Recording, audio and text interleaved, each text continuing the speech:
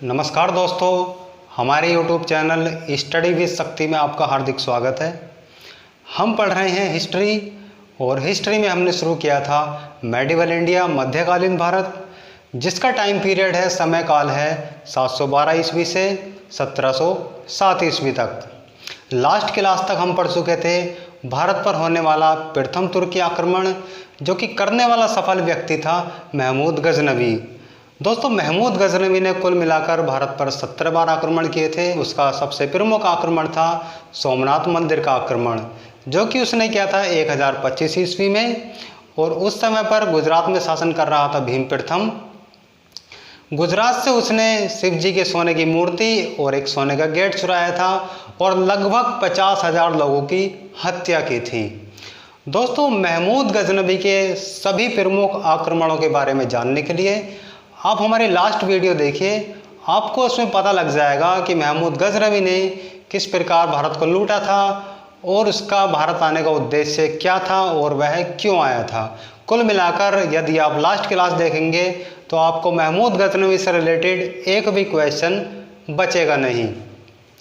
दोस्तों, आज भी हम बात करेंगे भारत पर होने वाले दूसरे तुर्की आक्रमण की। महमूद गजनवी ने किया था प्रथम तुर्की आक्रमण, लेकिन मोहम्मद गोरी ने किया था दूसरा तुर्की आक्रमण। है दोनों तुर्की आक्रमण ही। महमूद गजनवी ने किया था प्रथम और मोहम्मद गोरी ने किया था द्वितीय। दोस्तों, जब महमूद गजनवी भारत आया था तो उसका उद्देश्य था भारत में लूट मार करना, इस्लाम धर्म का प्रचार करना और अपने पिता की मौत का बदला लेना। लेकिन मोहम्मद गोरी का उद्देश्य महमूद गजनवी से कुछ हटकर था।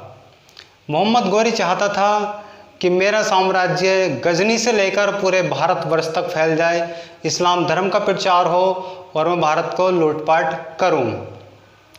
और उसने शुरुआत की मुल्तान से।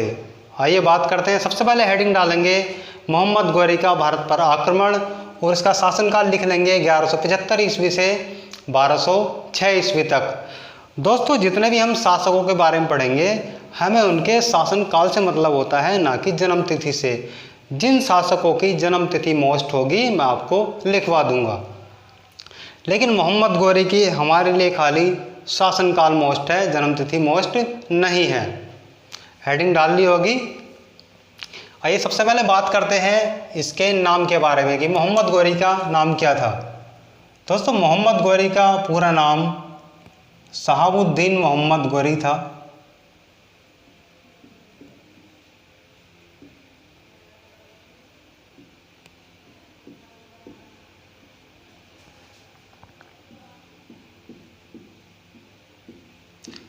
और दोस्तों, यदि बात की जाए इसके वंश की कि मोहम्मद गोरी किस वंश का था, तो वो आप बहुत आसानी से बता सकते हो। ये लिखा हुआ है साफ साफ। किस वंश का था दोस्तों? गौरी वंश का। गौरी वंश का था, इसीलिए इसको कहा जाता है शहाबुद्दीन मोहम्मद गोरी, लेकिन वास्तव में इसका नाम था शहाबुद्दीन मोहम्मद। गौरी वंश का होने के कारण इसको कहा गया शहाबुद्दीन मोहम्मद गोरी, जिसको कि हम शॉर्ट में बोलते हैं मोहम्मद गोरी। दोस्तों, यह पहले अफगान का सेनापति हुआ करता था।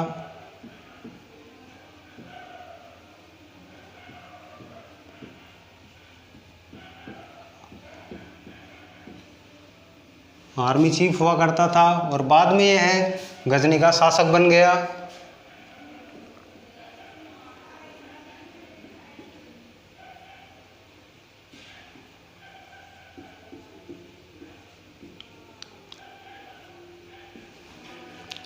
दोस्तों, इसकी नज़र पड़ी भारत पर क्योंकि इसका सबसे प्रमुख उद्देश्य था अपने साम्राज्य का विस्तार पूरे भारतवर्ष में करना, जिसकी शुरुआत की इसने 1175 ईस्वी से। यानी कि यदि बात की जाए मोहम्मद गोरी का प्रथम आक्रमण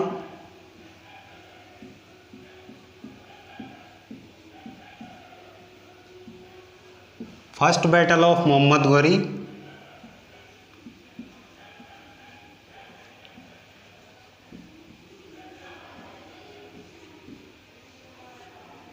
जो कि हुआ था 1175 ईस्वी में। अब दोस्तों बात करते हैं कि हुआ कहाँ पर था। तो दोस्तों एक जगह है मुल्तान, जो कि वर्तमान में पड़ती है पाकिस्तान में। मुल्तान पर इसने आक्रमण किया था और किया था करमाती जाति के मुसलमान रहते थे वहाँ पर, उनके विरुद्ध। दोस्तों देख लो, मुस्लिम था और इसने सबसे पहला आक्रमण ही मुस्लिमों पर ही किया था।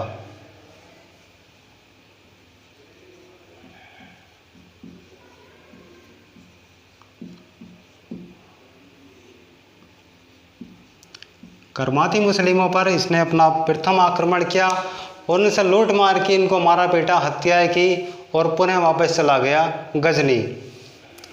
दोस्तों मुल्तान से एक क्वेश्चन स्पोर्ट्स का भी बनता है। पूछ लिया जाता है कि मुल्तान में किस खेल का मैदान है। दोस्तों याद रखना, मुल्तान में एक मैदान है जो कि है क्रिकेट मैदान। यदि पूछ लिया जाता है कि मुल्तान में किस खेल का मैदान है तो आंसर होगा हमारा क्रिकेट। और इससे एक वेरी मोस्ट इम्पोर्टेंट क्वेश्चन और बनता है कि मुल्तान का सुल्तान किसे कहा जाता है।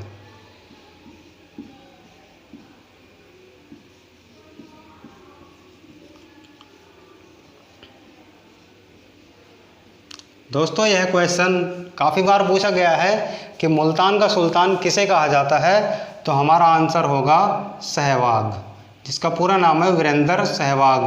क्यों कहा जाता है? क्योंकि सहवाग ने मुल्तान में 13 शतक लगाया था, इसलिए सहवाग को कहा गया मुल्तान का सुल्तान।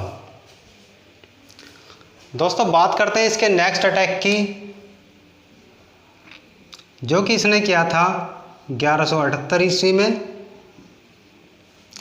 1178 ईस्वी में जो कि किया था इसने गुजरात पर। गुजरात पर ही क्यों किया था? क्योंकि मोहम्मद गोरी भी जानता था कि मेरे ही गजनी से एक प्रसिद्ध शासक गया था जिसका नाम था महमूद गजनवी, और उसने गुजरात में जाकर बहुत लूट मार की थी, बहुत सोना चांदी लेकर आया था। तो मोहम्मद गोरी ने सोचा कि क्यों ना मैं भी गुजरात पर ही अटैक करूं और मैं भी बहुत सारा सोना चांदी लूट कर आऊं और अपने पूरे साम्राज्य का विस्तार करूं। यह पहुंच गया गुजरात के पाटन में। दोस्तों यह क्वेश्चन भी पूछा जाता है कि गुजरात के किस हिस्से पर भीम द्वितीय शासन कर रहा था। तो गुजरात के पाटन में शासन कर रहा था उस समय पर भीम द्वितीय, या इसी का दूसरा नाम है मूलराज द्वितीय।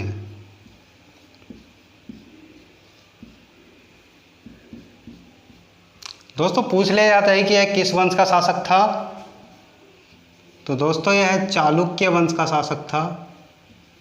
यदि आपको ऑप्शन में चालुक्य नहीं मिलेगा तो सोलंकी अवश्य मिलेगा। इन दोनों में से एक ही ऑप्शन मिलेगा, जो भी मिलेगा उसी को टिक कर देना है। अधिकतर जो चांस है 90% वह चालुक्य वंश के हैं। दोस्तों जब महमूद गजनवी भारत आया था तो उस समय भीम प्रथम शासन कर रहा था गुजरात में, लेकिन जब मोहम्मद गोरी आया तो शासन कर रहा था भीम द्वितीय। दोनों ही चालुक्य वंश के थे। दोस्तों जैसे ही इसने अटैक किया सोमनाथ मंदिर पर गुजरात में, इसकी सेना बहुत कमज़ोर थी और भीम द्वितीय की सेना बहुत तकड़ी थी, इसलिए इसने काउंटर अटैक कर दिया, उल्टा अटैक कर दिया मोहम्मद गोरी के ऊपर। और मोहम्मद गोरी इस युद्ध में बुरी तरह हार गया और हार कर भागने लगा गजनी की तरफ। और भागते भागते जैसे ही पहुंचाए हैं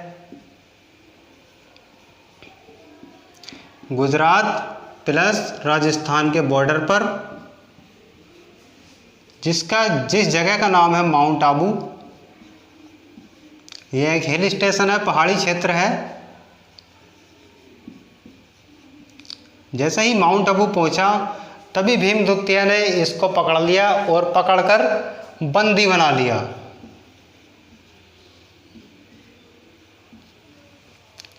और बंदी बनाकर ले आया अपने गुजरात में। दोस्तों एक क्वेश्चन यहाँ पे बहुत कंफ्यूज करता है। यदि आपसे पूछा जाए कि मोहम्मद गोरी को सबसे पहले भारत में किसने हराया था, तो हमारा आंसर होगा भीम द्वितीय। लेकिन दोस्तों हमें ऑप्शन में सबसे ऊपर मिलेगा पृथ्वीराज चौहान, क्योंकि हमने तो पढ़ा है पृथ्वीराज चौहान और मोहम्मद गोरी के किस्सों के बारे में, इन्हीं के युद्धों के बारे में अधिकतर बच्चों ने पढ़ा है। अधिकतर कहानियाँ भी इन्हीं के ऊपर बताई जाती हैं। इसलिए दोस्तों कन्फ्यूजन नहीं रखना है, कंफ्यूज बिल्कुल भी नहीं होना है। क्वेश्चन को पहले ध्यान से देखना है। यदि पूछा जाता है कि भारत में प्रथम बार मोहम्मद गौरी को किसने हराया था, तो हमारा आंसर होगा भीम द्वितीय, ना कि पृथ्वीराज चौहान। ठीक है दोस्तों, ध्यान रखना है। दोस्तों ये बंदी बनाकर ले आया माउंट आबू में 1178 में ही। लेकिन दोस्तों जो भीम द्वितीय की माता थी उनका दिल बहुत हृदयवान था, दयावान था। उन्होंने मोहम्मद गौरी को रिहा करवा दिया। मोहम्मद गौरी के मन में एक विचार आया कि भीम द्वितीय की सेना बहुत तकड़ी है और जब तक यह है कि मैं यहाँ पर जीत नहीं सकता हूँ, इसलिए यह अगले साल चला गया। यानी कि इसका अगला आक्रमण हुआ 1179 ईस्वी में, जो कि कहाँ हुआ, सिंध और कश्मीर पर।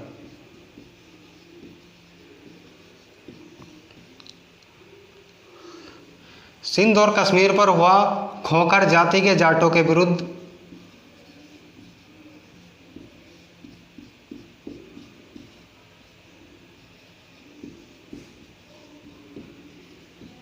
खोखर जाति के जाटों को इसने लूटा और वहीं पे शासन करने लगा। दोस्तों आप इसका स्क्रीनशॉट लीजिए, बात करते हैं इससे आगे। दोस्तों स्क्रीनशॉट ले लिया होगा। आप इसमें एक पॉइंट और नोट कर लेना कि एसएससी 2016 में पूछा गया था सीजीएल में कि माउंट आबू किस लिए प्रसिद्ध है। तो मैं आपको बता दूं, माउंट आबू जो प्रसिद्ध है वह दिलवाड़ा जैन मंदिर के लिए प्रसिद्ध है।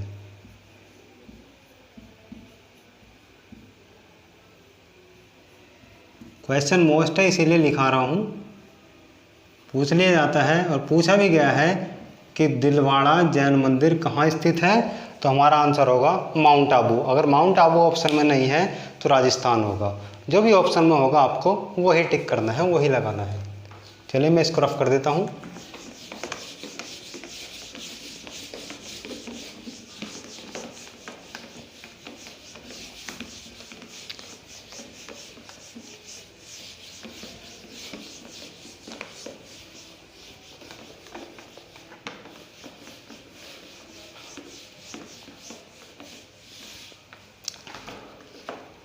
दोस्तों जैसा कि आप सभी को पता है कि कोरोना महामारी ने हमारे भारत को बहुत अच्छी तरह से जकड़ रखा है, इसलिए अपना और अपनों का ख्याल रखिए।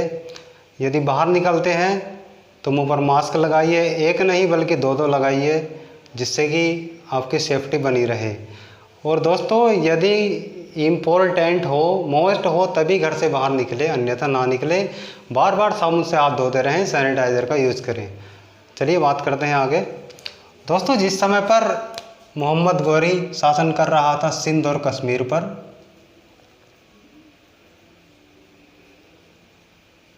सिंध कश्मीर पर शासन कर रहा था गौरी वंश का मोहम्मद गौरी, शहाबुद्दीन मोहम्मद गौरी।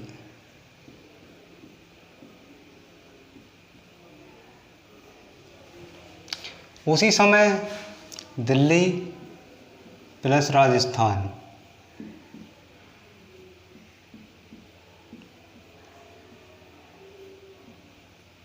दिल्ली और राजस्थान में एक वंश चल रहा था जिसका नाम था चौहान वंश।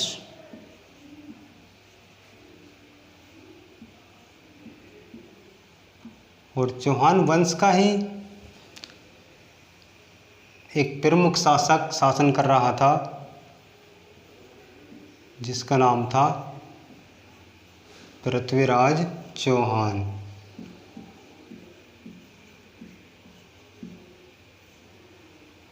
और दोस्तों इसका एक दूसरा नाम भी है राय पिथौरा। कभी कभी आपको पृथ्वीराज चौहान ऑप्शन में नहीं मिलेगा, राय पिथौरा मिलेगा, तो कंफ्यूज नहीं होना है बिल्कुल भी। पृथ्वीराज चौहान का ही दूसरा नाम है राय पिथौरा। और इसी का एक परम मित्र एक दरबारी कवि हुआ करता था, जिसके बारे में आप सभी जानते होंगे, जिसका नाम था चंद्र बरदाई।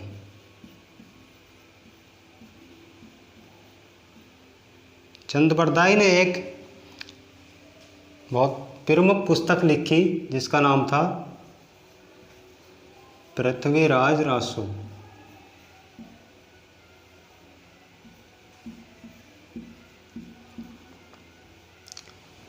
दोस्तों यह पुस्तक हिंदी और हिस्ट्री दोनों के लिए मोस्ट है, क्योंकि यह हिंदी साहित्य का प्रथम महाकाव्य है। यदि क्वेश्चन पूछ लिया जाता है कि हिंदी साहित्य का प्रथम महाकाव्य कौन सा है, तो उसका आंसर होगा पृथ्वीराज रासो। और पृथ्वीराज रासो के लेखक कौन है? चंद बरदाई। ये तो हिंदी के लिए इसलिए मोस्ट है और हिस्ट्री के लिए इसलिए मोस्ट है क्योंकि इसी पुस्तक से हमें पता चलता है कि मोहम्मद गौरी और पृथ्वीराज चौहान के मध्य कब युद्ध हुए थे, कितने और कैसे युद्ध हुए थे। दोस्तों यदि चंद बरदाई की माने तो चंद बरदाई का मानना है कि कुल मिलाकर 16 बार पृथ्वीराज चौहान ने मोहम्मद गौरी को हराया था। बार बार मोहम्मद गौरी पृथ्वीराज चौहान पर अटैक करता और बार बार पृथ्वीराज चौहान मोहम्मद गौरी को हरा देता। मोहम्मद गौरी माफ़ी मांगने में बहुत पक्का था और पृथ्वीराज चौहान माफ़ करने में बहुत पक्का था।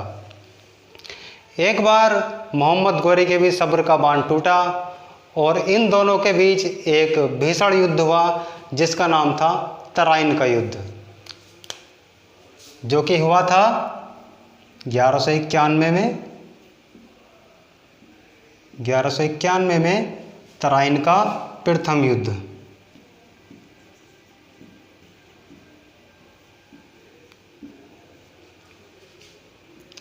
फर्स्ट बैटल ऑफ तराइन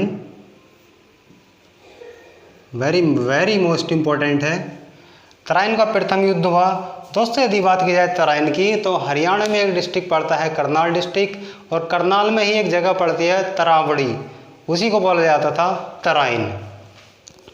दोस्तों इस युद्ध में भी वही हुआ जो पिछले 16 युद्धों में हुआ था। इस युद्ध में भी मोहम्मद गौरी हारा और पृथ्वीराज चौहान जीत गया।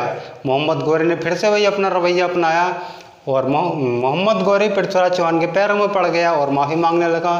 पृथ्वीराज चौहान ही बहुत पक्का था और उसने भी उसको 17वीं बार भी माफ़ कर देना, जा तुझको माफ़ किया।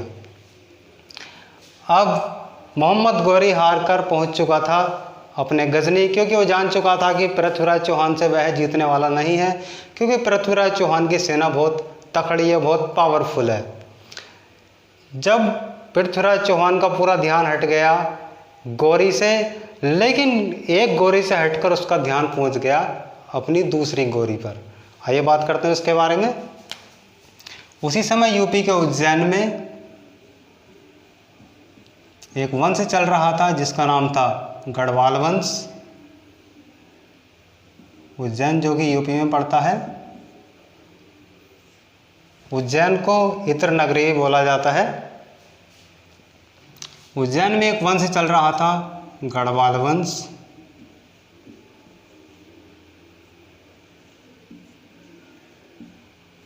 और इस वंश का शासक राजा था जयचंद, जो कि भारत को गुलाम बनाने का सबसे बड़ा कारण बना।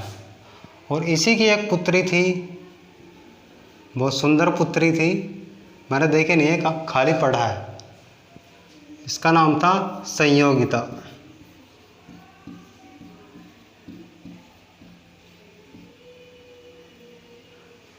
दोस्तों यदि बात की जाए पृथ्वीराज चौहान के साम्राज्य के लुटने के बारे में, तो उसका सबसे बड़ा कारण थी संयोगिता। ना पृथ्वीराज चौहान संयोगिता के चक्कर में पड़ता, ना इसको प्रेम करता और ना ही इसका साम्राज्य लुटता। दोस्तों पहले ऐसे हुआ करता था कि पहले डिजिटल ज़माना नहीं था, कोई कैमरे वैमरे नहीं हुआ करते थे, पहले चित्रकार हुआ करते थे। दोस्तों जयचंद को अपनी पुत्री का विवाह करना था, तो उसने एक चित्रकार को बुलाया और कहा कि किसी अच्छे से महान से शासक की तस्वीर बनाओ।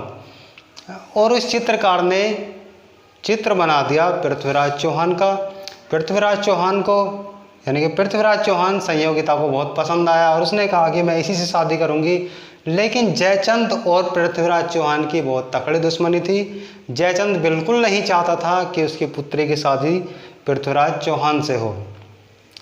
जयचंद ने अपनी पुत्री से मना कर दिया कि नहीं, तेरी शादी इससे नहीं होगी, लेकिन संयोगिता नहीं मानी और वही चित्रकार जब पहुंचा पृथ्वीराज चौहान के दरबार में, उसने जाकर पूरी कहानी बताई कि इस तरह से जयचंद की पुत्री तुमसे प्रेम करने लगी तुम्हारी तस्वीर को देखकर ही। तो पृथ्वीराज चौहान ने कहा कि मुझे भी इसकी चित्र बना कर दिखाओ। तो उस चित्रकार ने संयोगिता का चित्र बनाकर दिखा दिया पृथ्वीराज चौहान को, और पृथ्वीराज चौहान भी संयोगिता पर मोहित हो गया, उससे प्रेम करने लगा। दोस्तों, एक बार जयचंद ने अपनी पुत्री के विवाह के लिए स्वयंवर रचाया और उस स्वयंवर में सभी शासकों को बुलाया, लेकिन नहीं बुलाया तो किसको? पृथ्वीराज चौहान को। यह बात पृथ्वीराज चौहान को और संयोगिता को भी बुरी लगी। उसकी इंसल्ट करने के लिए, बेइज्जती करने के लिए जयचंद ने एक पृथ्वीराज चौहान का पुतला बनाया और उस पुतले को वहाँ पर खड़ा कर दिया जहाँ से सभी लोग एंट्री कर रहे थे, प्रवेश कर रहे थे, और उस पुतले पर जूते चप्पलों की माला डलवा दी। इतना बेइज्जत किया पृथ्वीराज चौहान को। लेकिन जैसे ही संयोगिता वरमाला लेकर आई, उसने ना इधर बैठे राजाओं को देखा ना इधर बैठे राजाओं को देखा, सीधी जाकर वरमाला डाल दी पृथ्वीराज चौहान के पुतले के ऊपर और उसी को अपना पति मान लिया। यह बात पता चली पृथ्वीराज चौहान को। पृथ्वीराज चौहान अपना घोड़ा लेकर गया और वहीं से स्वयंवर में से उसको उठा लाया और उससे शादी कर दी। अब दोस्तों, यह बात पसंद नहीं आई जयचंद को। जयचंद को बहुत गुस्सा आया और उसने कसम खाई कि मैं अपने इस अपमान का बदला ज़रूर लूँगा। और दोस्तों, इसी घटना का पता चला किसे? मोहम्मद गौरी को। अब मोहम्मद गौरी ने क्या किया? वह आकर मिल गया जयचंद से। क्यों? क्योंकि दुश्मन का दुश्मन दोस्त होता है। मोहम्मद गौरी ने कहा जयचंद से कि तुम मेरी सहायता करो, मैं तुम्हारे अपमान होने का बदला ज़रूर लूँगा। जयचंद ने बोला कि ठीक है, मैं तुम्हारी सहायता कर दूंगा, क्योंकि देखो मेरे देश की बात है, मेरी जाति की बात है, इसलिए मैं तुम्हारे साथ युद्ध तो नहीं कर सकता हूँ, लेकिन अपनी एक सेना के टुकड़ी या जितनी भी आपको सेना चाहिए मैं भेज सकता हूँ, आप पृथ्वीराज चौहान का मुकाबला कर लेना। यह बात मोहम्मद गौरी को अच्छी लगी और वह पुनः आ गया, यानी कि नेक्स्ट ईयर 1192 में आ गया। वही क्षेत्र, वही जगह, वही दोनों आदमी, यानी कि 1192 में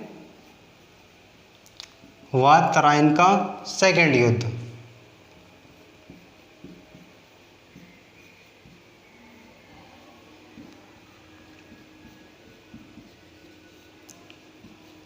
दोस्तों, यह युद्ध बहुत मोस्ट है, क्योंकि यहीं से भारतीय इतिहास का बहुत बड़ा उलटफेर हुआ। अब तक जो चल रहा था ऐसा नहीं हुआ, अब की बार इससे उल्टा हुआ। अब की बार पृथ्वीराज चौहान ने नहीं, बल्कि मोहम्मद गौरी ने पृथ्वीराज चौहान को हरा दिया। इस युद्ध में मोहम्मद गौरी की विजय हुई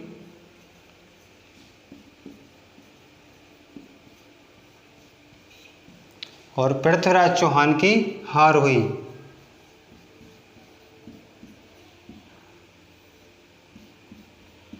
हारा ही नहीं, बल्कि मोहम्मद गौरी ने इसी को यहीं पर इसकी मृत्यु भी कर दी। 1192 हमारे लिए बहुत मोस्ट है, क्योंकि इसमें 2 से 3 घटनाएं हुई हैं। पहला तो यह है कि तराइन का द्वितीय युद्ध कब हुआ, तो 1192, और पृथ्वीराज चौहान की मृत्यु कब हुई, 1192, और भारत में पूर्ण रूप से मुस्लिम शासन कब शुरू हुआ, तो 1192। दोस्तों, मुस्लिम शासन की शुरुआत तो हो चुकी थी 712 ईस्वी में, लेकिन पूर्ण रूप से यदि पूछा जाता है तो आंसर होगा हमारा 1192। यदि क्वेश्चन आता है कि भारत में मुस्लिम शासन की शुरुआत कब हुई, तो आंसर होगा 712 ईस्वी, जो कि मोहम्मद बिन कासिम ने की थी। यदि क्वेश्चन आता है कि पूर्ण रूप से भारत में मुस्लिम शासन की शुरुआत कब हुई, तो आंसर होगा 1192, जो कि किसके द्वारा की गई? मोहम्मद गौरी के द्वारा। दोस्तों, 1192 में एक घटना और घटित हुई भारत में। 1192 में ही मोहम्मद गौरी के साथ एक सूफी मत भी आए, सूफी संत भी साथ आए, जिनका नाम था ख्वाजा मोइनुद्दीन चिश्ती।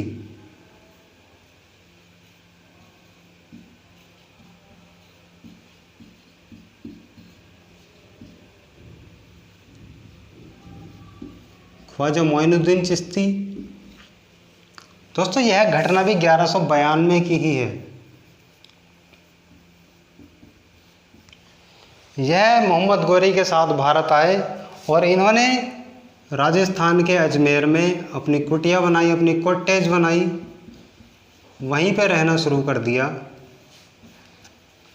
वहीं पर रहे और वहीं पर इनकी मृत्यु हो गई।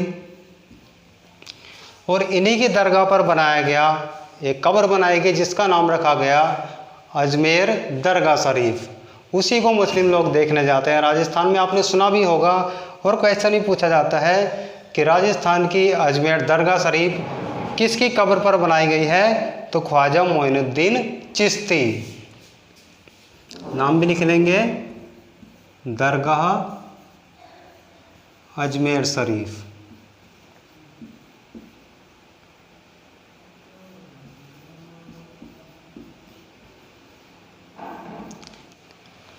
दोस्तों यदि बात की जाए सूफी मत की भारत में स्थापना कब हुई,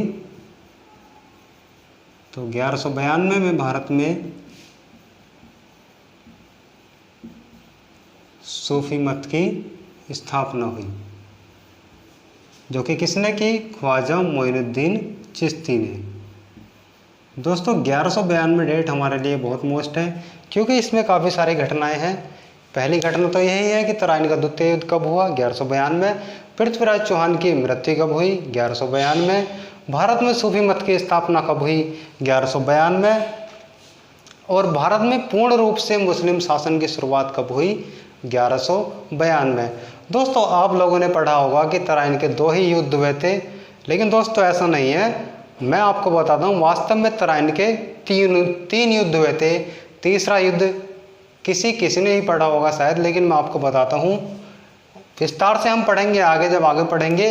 अभी फ़िलहाल डेट लिख लेंगे खाली कि जो तराइन का तृतीय युद्ध था वह 1215 ईस्वी में हुआ था।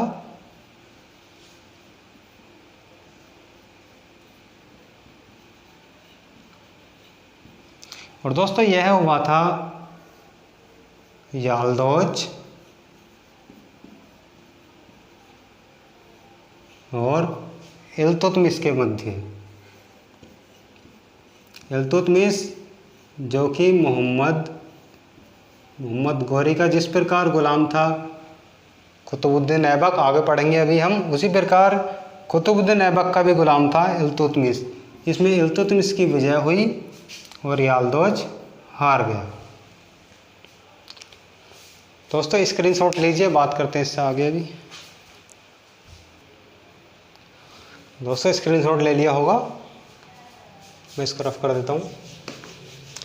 दोस्तों जिन्होंने अभी एनटीपीसी का एग्ज़ाम दिया है या कोई भी एग्ज़ाम दिया है, उन्हें अच्छे से पता होगा कि आजकल एग्ज़ामों में बहुत डीपली पूछा जाता है, इसलिए हमें पढ़ना भी डीपली ही है। ऐसा नहीं है, यदि मैं चाहता था इस क्लास को 10 मिनट में भी ख़त्म कर सकता था, लेकिन उससे कोई फ़ायदा नहीं है। पढ़ना ऐसा चाहिए कि हमसे कोई भी क्वेश्चन छूटे ना।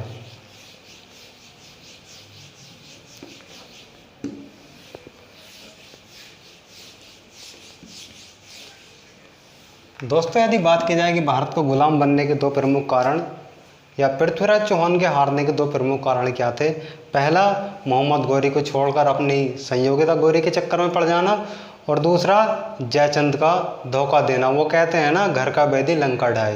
यदि जयचंद ने धोखा ना किया होता, मोहम्मद गौरी का साथ ना दिया होता, तो भारत कभी भी मोहम्मद गौरी या मुस्लिमों का गुलाम नहीं बनता, न ही पृथ्वीराज चौहान कभी भी मोहम्मद गौरी से हारने वाला था। दोस्तों पृथ्वीराज चौहान दिल्ली और राजस्थान में शासन करता था। दिल्ली जो कि भारत की रीढ़ कही जाती है, जिसने दिल्ली पर कब्जा कर लिया, समझ लो कि उसने पूरे भारत पर कब्जा कर लिया। और जब पूर्ण रूप से मोहम्मद गौरी का दिल्ली पर शासन हो चुका था, दोस्तों पृथ्वीराज चौहान की जो राजधानी थी वह अजमेर थी। जैसे ही मोहम्मद गौरी जीता, और यानी 1192 में उसने पृथ्वीराज चौहान को हरा दिया, मृत्यु कर दी उसकी। नेक्स्ट ईयर यानी कि 1193 ईस्वी में उसने राजधानी को बदल दिया और राजधानी को बना लिया उसने दिल्ली। दोस्तों क्वेश्चन पूछा जाता है कि मोहम्मद गौरी ने अपनी राजधानी किसे बनाया, तो आंसर होगा हमारा दिल्ली। कब बनाया, 1193 ईस्वी में।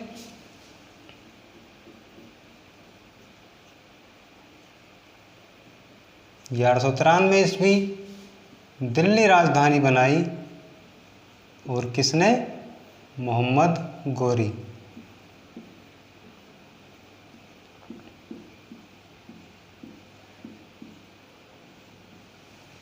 दोस्तों अगले ही साल यानी कि 1194 ईस्वी, दोस्तों भारत में तो शासन जयचंद भी कर रहा था। तो जयचंद मोहम्मद गोरी को रिश्तेदार तो था नहीं, रिश्तेदार तो वह पृथ्वीराज चौहान का था। तो दोस्तों जयचंद ने सोचा कि क्यों ना इसका भी काम ख़त्म करके यूपी को भी अपने कब्जे में ले लिया जाए। तो 1194 में एक युद्ध हुआ जिसका नाम रखा गया चंदावर का युद्ध।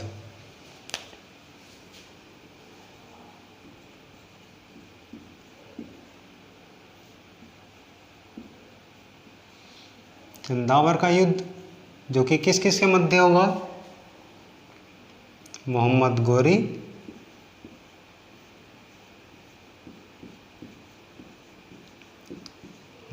इसमें विजयी हुआ। दोस्तों जिसमें मैं राइट का निशान लगा दूंगा इसका मतलब है कि वह विजय हो चुका है। और जयचंद ये है हार गया यानी कि क्रॉस हारा, और हारने के साथ साथ ही मोहम्मद गोरी ने इसकी मृत्यु भी कर दी। दोस्तों यदि हम चंद्र बरदाई की माने तो चंद्र बरदाई से अलग सभी इतिहासकार ऐसा मानते हैं कि मोहम्मद गोरी ने पृथ्वीराज चौहान को 1192 में ही मार दिया था। लेकिन चंद्र बरदाई ऐसा नहीं कहता है, पृथ्वीराज रासो ऐसा नहीं कहती है। चंद्र बरदाई के अनुसार 1192 ईस्वी में तराइन के द्वितीय युद्ध में जब मोहम्मद गोरी ने चंद्र बरदाई को हराया तो वह उसने मारा नहीं बल्कि हम दोनों को यानी कि चंद्र बरदाई और पृथ्वीराज चौहान को ले गए अपने शासनकाल अपने गजनी में। और गजनी पर ले जाकर उसने सबसे पहले पृथ्वीराज चौहान से मुकाबला किया और कहा कि अपनी नज़रें नीची कर। लेकिन पृथ्वीराज चौहान पक्का वाला क्षत्रिय था, चौहान था, उसने अपनी आंखें नीचे नहीं की। तभी मोहम्मद गोरी ने अपने सैनिकों को आदेश दिया कि गर्म सरिया कर कर इसकी आंखों को फोड़ दिया जाए। तो उसको मोहम्मद गोरी ने पृथ्वीराज चौहान को अंधा करा दिया और डाल दिया दोनों को जेल में। दोस्तों चंद्र बरदाई के अनुसार पृथ्वीराज चौहान शब्दभेदी बाण चलाने जानता था। शब्दभेदी बाण का मतलब होता है कि आवाज़ को सुनकर ही बाण चला देना और निशाना भी एकदम सटीक लगना। दोस्तों यदि आज के टाइम पर यानी कि उस टाइम पे ओलंपिक हुआ करते तो सारे के सारे तीरंदाजी में गोल्ड मेडल कौन ले जाता? पृथ्वीराज चौहान, क्योंकि वो तो बिना देखे भी करेक्ट निशाना लगा सकता था। चलिए पृथ्वीराज चौहान, चंद्र बरदाई का मानना था कि पृथ्वीराज चौहान शब्दभेदी बाण चलाना जानता था। उसने मोहम्मद गोरी से कहा कि जो मेरे पास राजा है यानी कि पृथ्वीराज चौहान आपको एक ऐसा दृश्य दिखा सकता है जिसके बारे में आप सोच भी नहीं सकते। लेकिन मोहम्मद गोरी को विश्वास नहीं हुआ। लेकिन फिर भी चंद्र बरदाई ने कहा कि ऐसा ही है, यकीन न मानो तो आप पृथ्वीराज चौहान के हाथ में एक तीर कमान दे दो, आपको अभी का अभी पता लग जाएगा। जो कि चंद्र बरदाई ने कहा, पहले ही पृथ्वीराज चौहान को समझा दिया था कि जिधर से आवाज़ आएगी उधर को ही तीर चलाना है और मोहम्मद गोरी को मार देना है।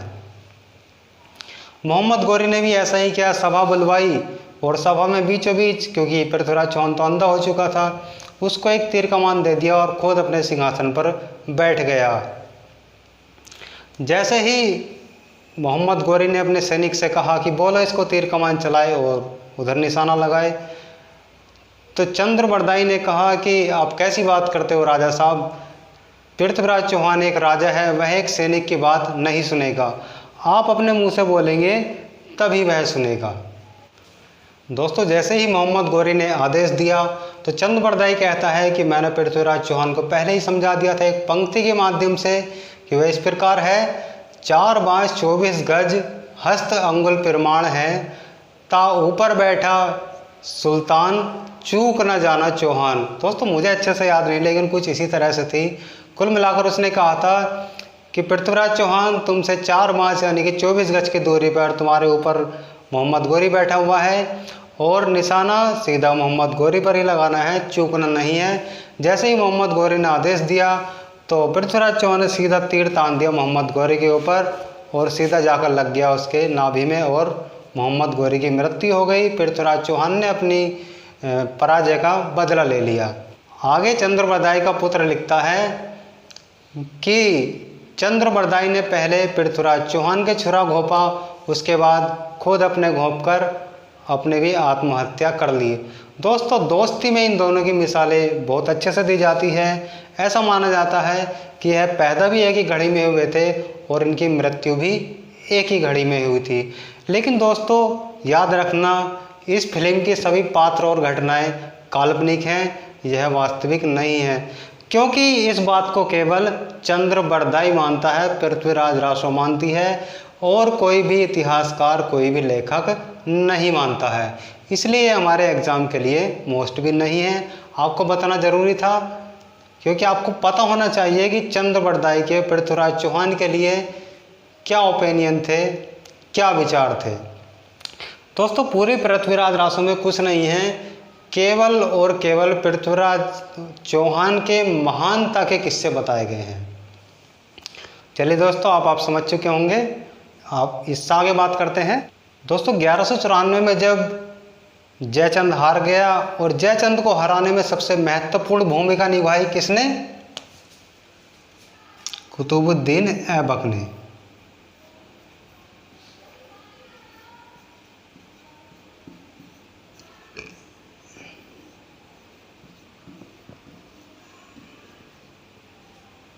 कुतुबुद्दीन ऐबक, जो कि इसका एक पहले गुलाम हुआ करता था और बाद में यह इसका दामाद भी बन गया।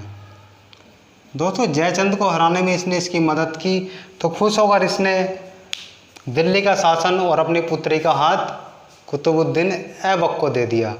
दोस्तों यह लेकर तो हजारों गुलाम आया था गजनी से, लेकिन इसके 4 प्रमुख गुलाम थे, उनको हम एक ट्रिक के माध्यम से याद करेंगे। ट्रिक है, कुतुब मीनार की याद खलेगी। आप ऐसे समझिए कि आप कुतुब मीनार देखने गए और कुतुब मीनार देखने के बाद आपको उसकी याद तो आएगी ही। कुतुब मीनार की याद खलेगी।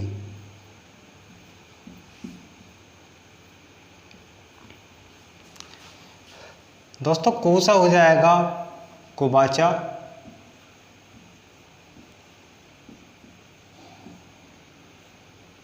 और कुतुब से ही हो जाएगा कुतुबुद्दीन ऐबक।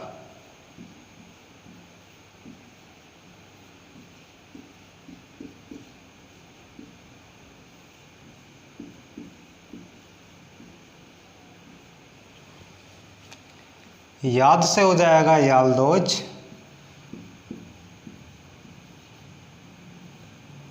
और खलेगी से हो जाएगा खिलजी, यानी कि बख्तियार खिलजी।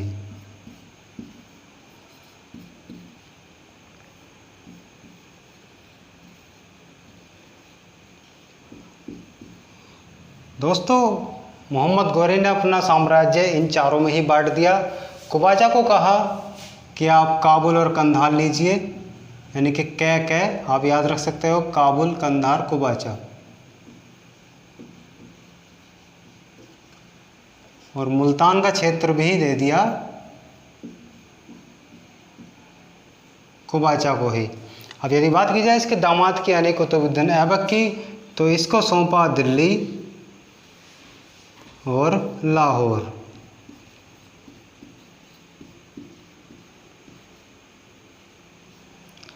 और दोस्तों यालदोज को बोल दिया कि जब मैं मर जाऊंगा तो जहाँ का मैं शासक हूँ वहीं का तो बन जाना, यानी कि गजनी।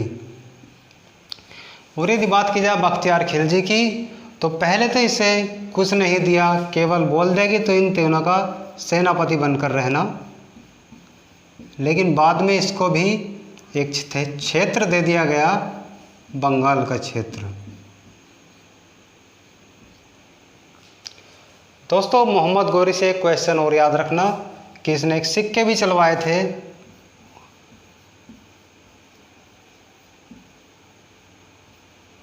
और उन सिक्कों पर एक तरफ लक्ष्मी की मूर्ति थी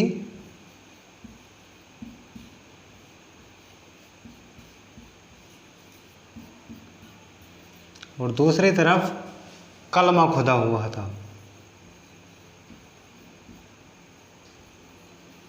यानी कि एक तरफ लक्ष्मी की चित्र अंकित था और दूसरी तरफ कलमा खुदा हुआ अंकित था। दोस्तों अब इन बात करते हैं इन चारों गुलामों से उठने वाले क्वेश्चनों की कि इनसे क्या क्या क्वेश्चन बनते हैं। सबसे पहले बात करते हैं हम कुतुबुद्दीन ऐबक की। नाम देखो यहीं पे लिखा हुआ है, यहीं से हम देख लेंगे कि कुतुबुद्दीन ऐबक ने सबसे पहले 1194 में भारत की प्रथम मस्जिद बनवाई जिसका नाम था कुव्वत उल इस्लाम।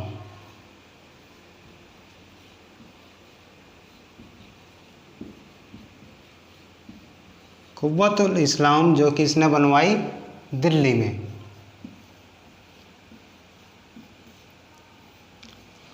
दोस्तों जब हम पढ़ेंगे कुतुबुद्दीन ऐबक के बारे में नेक्स्ट क्लास में तो मैं आपको बताऊंगा कि कुव्वत उल इस्लाम जो मस्जिद बनवाई थी वह किसको तोड़कर बनाई थी। और इसका दूसरा कार्य था 1194 में ही इसने बनवाया था 2.5 दिन का झोपड़ा। यह भी राजस्थान की एक मस्जिद है क्योंकि इसका निर्माण कार्य 2.5 दिन में पूरा हो गया था, इसीलिए इसका नाम दिया गया 2.5 दिन का झोपड़ा, जो कि कहाँ है, राजस्थान में। दोस्तों बताऊंगा मैं आपको नेक्स्ट क्लास में कि यह किसको तोड़कर बनाई गई थी। और इसका एक प्रमुख कार्य था जो कि इसने किया था 1199 ईस्वी में, जो कि क्या किया, कुतुब मीनार की नींव रखवाई।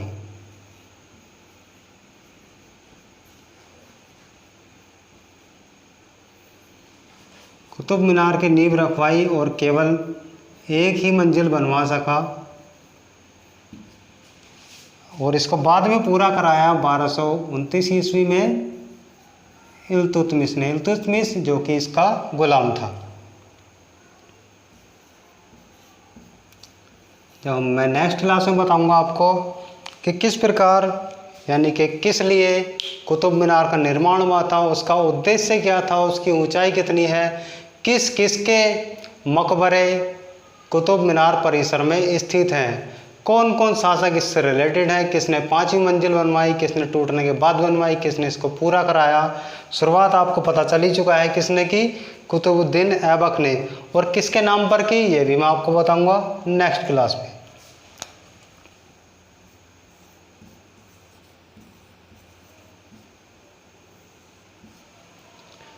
आप जल्दी से इसका स्क्रीनशॉट लीजिए, बात करते हैं बाकी के बारे में।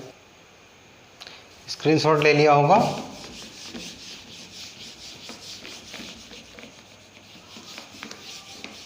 दोस्तों नेक्स्ट क्लास हमारी वेरी मोस्ट होगी क्योंकि इसमें हम बहुत सारे ऐसी ऐसी बातों के बारे में बात करेंगे जो शायद आपने नहीं पढ़ी हो। चलिए अब हम बात करते हैं दूसरे गुलाम के बारे में जो कि इसका मोस्ट गुलाम है, बख्तियार खिलजी।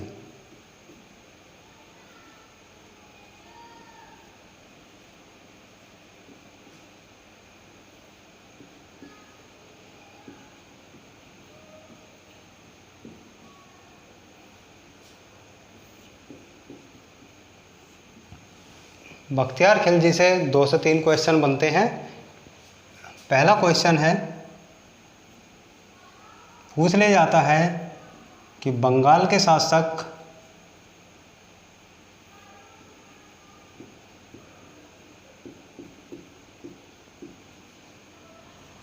लक्ष्मण सेन को किसने हराया। तो आंसर होगा बख्तियार खिलजी। ठीक है दोस्तों।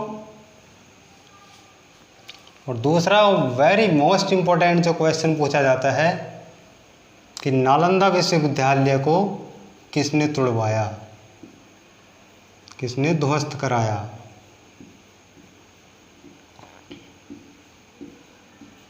तो उसका भी आंसर क्या होगा हमारा, बख्तियार खिलजी। यदि भी बात की जाए नालंदा विश्वविद्यालय की तो दोस्तों यह बिहार में स्थित है। और दोस्तों यह वर्तमान भारत का सबसे बड़ा विश्वविद्यालय है। यानी कि यदि क्वेश्चन आता है कि वर्तमान भारत का सबसे बड़ा विश्वविद्यालय कौन सा है तो आंसर होगा नालंदा विश्वविद्यालय। नालंदा विश्वविद्यालय। यदि बात की जाए प्राचीन भारत का सबसे बड़ा विश्वविद्यालय कौन सा है, तो हमारा आंसर होगा तक्षशिला।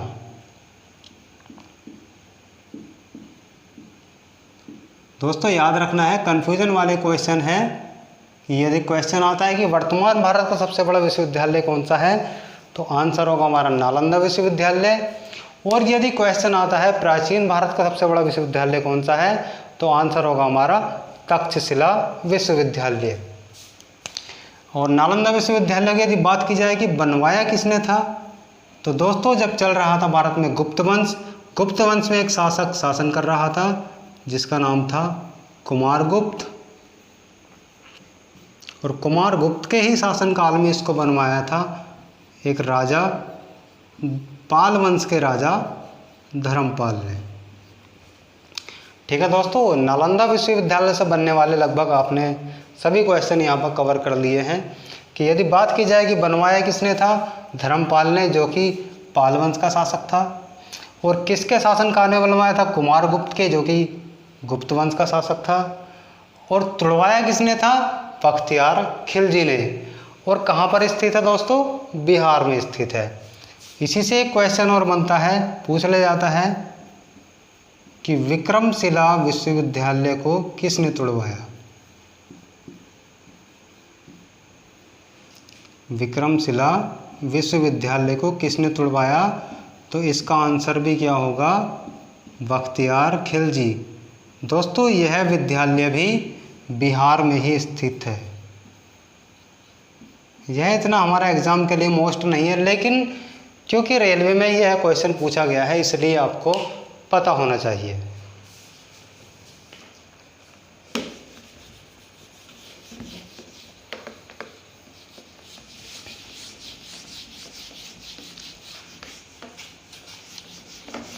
दोस्तों 1194 में चंदावर के युद्ध के बाद मोहम्मद गोरी पुनः गजनी चला गया था, लेकिन एक बार फिर से वापस आया वह 1206 ईस्वी में।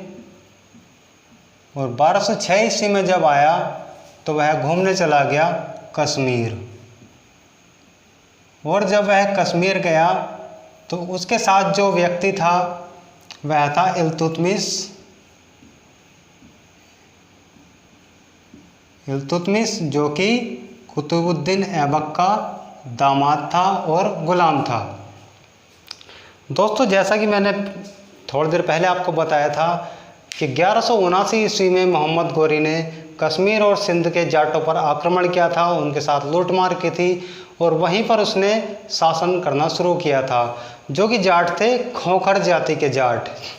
इन्हीं जाटों ने बदला लेने के लिए अटैक कर दिया अब की बार किस पर, मोहम्मद गोरी पर। यानी कि खोखर जाति के जाटों ने अब की बार उल्टा अटैक कर दिया किस पर, मोहम्मद गोरी पर। दोस्तों यह इसे मार नहीं पाए, लेकिन इसको यानी कि बुरी तरह से हरा दिया था। यदि क्वेश्चन ऑप्शन में आता है कि किस जाति के जाट थे, तो खोखर जाति के जाट। यदि बात की जाए किसी विशेष व्यक्ति की, यानी कि किस विशेष जाट ने मारा, तो हमारा आंसर होगा रामलाल जाट। मारा नहीं था लेकिन अधमरा कर दिया था, यानी कि बहुत बुरी तरह से पराजित कर दिया था।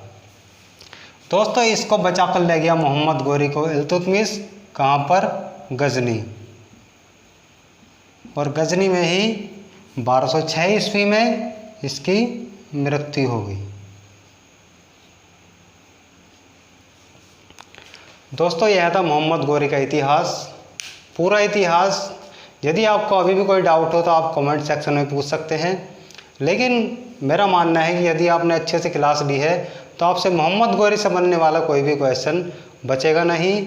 जब हम नेक्स्ट क्लास में आएंगे तो बात करेंगे गुलाम वंश के बारे में, यानी कि अब हमारी नेक्स्ट क्लास से शुरू होगी दिल्ली सल्तनत, जिसमें हम पढ़ेंगे 5 वंश, जिसका सबसे पहला वंश हुआ गुलाम वंश। चलिए दोस्तों मिलते हैं नेक्स्ट क्लास में, तब तक के लिए जय हिंद, जय भारत, जय भीम।